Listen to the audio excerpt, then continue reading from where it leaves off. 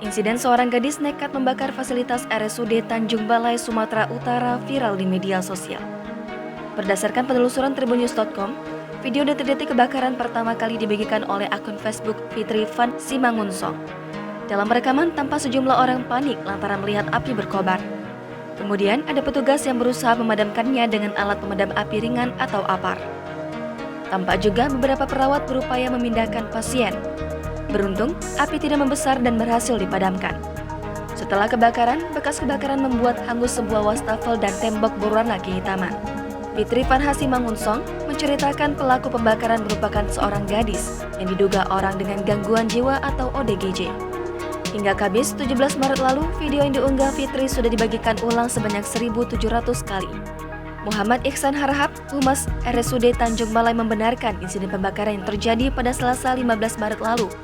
Sementara, pelaku diketahui wanita 46 tahun berinisial DP.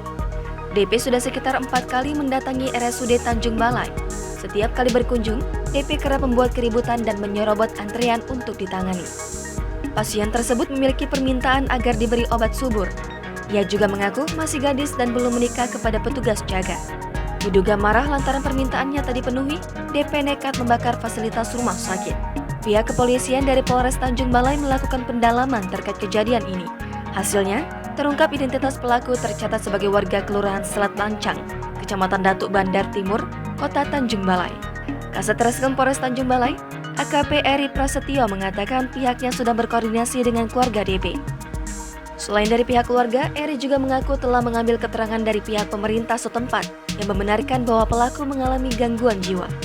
Ia berencana setelah menjemput, pelaku akan dilakukan pemeriksaan kejiwaan di rumah sakit yang berada di Kota Medan. Jangan lupa subscribe, share, komen, dan like ya!